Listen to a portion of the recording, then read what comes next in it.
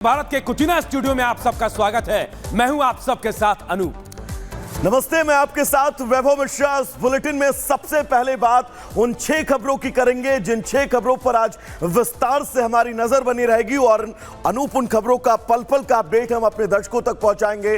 तो सबसे पहले गुड मॉर्निंग भारत में आपकी टीवी स्क्रीन पर ये वो 6 तस्वीरें होंगी जिन 6 तस्वीरों को हम विस्तार से आपको बताएंगे।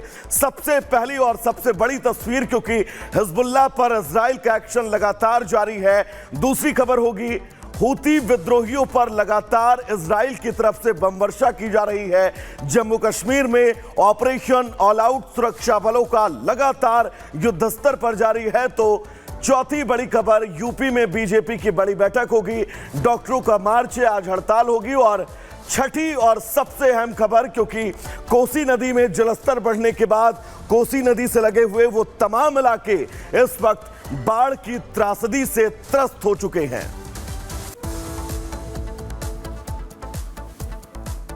और शुरुआत एक बड़ी खबर से करते हैं। बड़ी खबर इजराइल से जुड़ी हुई। इजराइल चुन चुनकर अपने दुश्मनों का सफाया कर रहा है। एक बार फिर इजराइल हिजबुल्लाह पर हमला करते हुए नजर आया है। कई बार अटैक किया गया है।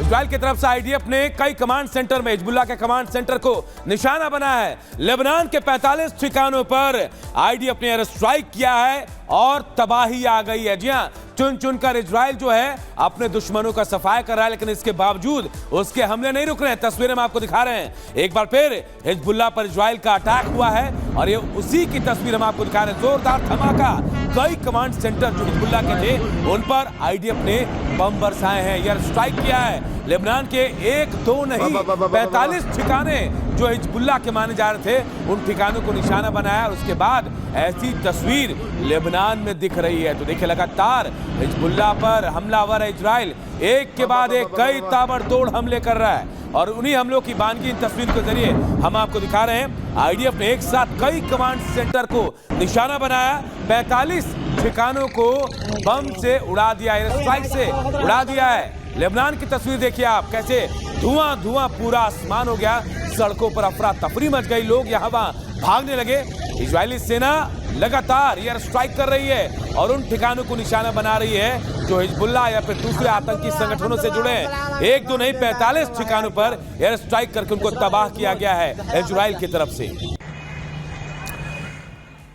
बिल्कुल अनूप, हिजबुल्लाह को नस्तानाबूद कर देने की सौगंध खा चुका इजराइल अब लगातार हूती विद्रोहियों पर भी एक्शन तेज कर चुका है। आपको बता दें, इजरायली डिफेंस फोर्स ने यमन में जबरदस्त हमले किए हैं। बड़ी खबर इस बीच अपने दर्शकों को बता दें, दरअसल आईडीएफ ने यमन में बड़ा हमला किया है। इजरायली सेना की यमन में एयर स्ट्राइक, आपको ये भी बता दें, हादी-दाह में बिजली घर और पोर्ट पर बमबारी की गई है।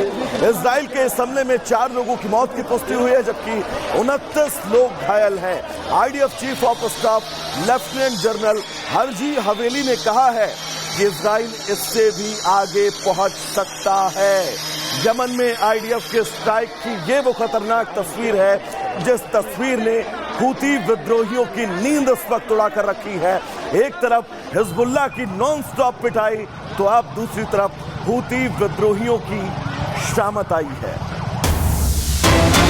इससे जुड़ी एक और बड़ी खबर आपको बता रहे हैं। इजराइल के हाइफा में रेड अलर्ट है। जी हां, हिजबुल्लाह के रॉकेट हमले की आशंका है, क्योंकि इजराइल लगातार हिजबुल्लाह पर हमलावर है, एयर स्ट्राइक कर रहा है उसके ठिकानों पर। तो अब यह आशंका जताई जा रही है कि हिजबुल्लाह भी पलटवार कर सकता है और यही वजह है कि इजराइल के हाइफा में रेड अलर्ट घोषित किया गया है। हिजबुल्लाह के रॉकेट हमले की आशंका जताई जा रही है। देखिए, एक तरफ हिजबुल्लाह पर लगातार निशाना साध रहा है आईडीएफ, इजरायली सेना उसके ठिकानों को चुन चुन कर निशाना बना रही है।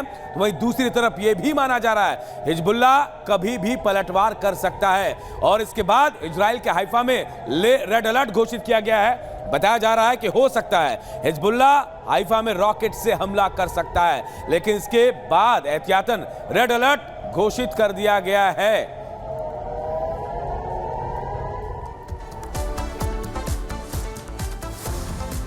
तो 2 तस्वीरें हम आपको दिखा रहे हैं। हिजबुल्लाह पर बमबारी जारी है और उसके बाद अब हूती की बारी आ गई। जी हां, हिजबुल्लाह के चीफ को मारने के बाद अब नंबर हूती का आ गया है और जैसा कि इजराइल ने साफ कर दिया है कि वो आतंकियों को नहीं छोड़ेगा, हिजबुल्लाह को खत्म करेगा। उसके बाद अब बारी हूती की आ गई। हूती भी रह रहकर इजराइल पर अटैक कर रहा था। इसके बाद अब कहीं ना कहीं यह कहा जा रहा है कि अगला नंबर हूती का है। हूती भी इजराइल के निशाने में है। जो इजराइल पर अटैक करेगा, इजराइल से दुश्मनी मोल लेगा, इजराइल उसको खत्म करेगा। पीएम नेतन्याहू ने इस बात का प्रण भी लिया हुआ है। बिल्कुल अनूप, 7 अक्टूबर के भयानक हमले के बाद से ही इजराइल अपने हर एक दुश्मन को चुन चुन कर खत्म कर रहा है। अब तक 2 दुश्मनों को उसने पूरी तरह से निस्तनाबूद कर दिया है और अब हिजबुल्लाह चीफ को कब्र तक पहुंचाने के बाद इजराइल अपने तीसरे दुश्मन की घेराबंदी कर चुका है। वो तीसरा दुश्मन जो गाजा युद्ध के दौरान इजराइल के इलाकों को नुकसान पहुंचा रहा था। रिपोर्ट आपको दिखाते हैं।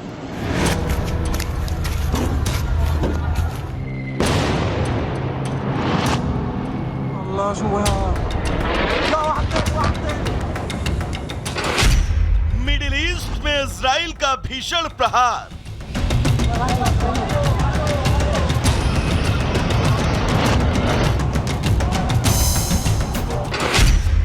हमास और हिजबुल्लाह पूरी तरह खाक।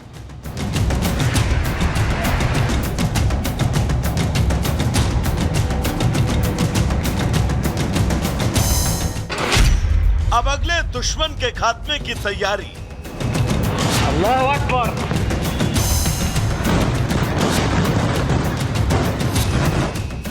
2 दिन पहले यूएनजीए में नेतन्याहू ने साफ कह दिया था कि इजराइल पर हमला करने वाला या उस पर हमला करने की प्लानिंग करने वाला कोई भी नहीं बचेगा। और अब तक गाजा और लेबनान में जो कुछ हुआ है उसकी तस्वीरें नेतन्याहू की बात को साबित करती हैं। हमास और हिजबुल्लाह जैसे संगठन लगभग खत्म हो चुके हैं। इजराइल ने हिजबुल्लाह का वो हाल किया है कि वो पूरा संगठन ही बिना कमांडर के हो गया। और गाजा तो अब सिर्फ हमास के कब्रिस्तान के तौर पर जाना जाता है। इन 2 के अंत की कहानी लिखने के बाद अब मिडिल ईस्ट में इजराइल तबाही का एक और अध्याय लिखने की तैयारी में है। तीसरे अध्याय में इजराइल के निशाने पर है यमन, वो यमन जिसने हमास के साथ मिलकर इजराइल के कई इलाकों पर तबाही का तांडव किया था। हमास और हिजबुल्लाह का हिसाब करने के बाद इजराइल ने अपनी तोपों को यमन की ओर मोड़ दिया है। रविवार को यमन के कुछ इलाकों में इजरायली बमों की बारिश भी हुई। हैरानी की बात तो यह है कि हसन नसरल्लाह की मौत के ठीक 1 दिन बाद रविवार को इजराइल ने यमन के बंदरगाह पर जबरदस्त एयर स्ट्राइक की। यही नहीं, जिस इलाके में इजराइल ने धमाके किए वो इलाका इजराइल की राजधानी तेल अवीव से 1800 किलोमीटर दूर है। इन हमलों में सैकड़ों की संख्या में हूती विद्रोही घायल हुए हैं। पिछले कई साल से हूती विद्रोही के कब्जे में है। हूती विद्रोही इस बंदरगाह का इस्तेमाल ईरान से हथियारों की तस्करी में करते हैं। इजराइल ने यह हवाई हमला हूती विद्रोहियों के हालिया ड्रोन और मिसाइल हमलों के बाद किया। यमन को दहलाने की जो तस्वीरें दिखाई दे रही हैं, उससे तो कम से कम यही लग रहा है कि ये हमला आने वाले तूफान की छोटी सी आहट है। लेकिन आने वाला तूफान कितना भयानक होगा ये कहना फिलहाल मुश्किल है। Bureau report, Republic Bharat.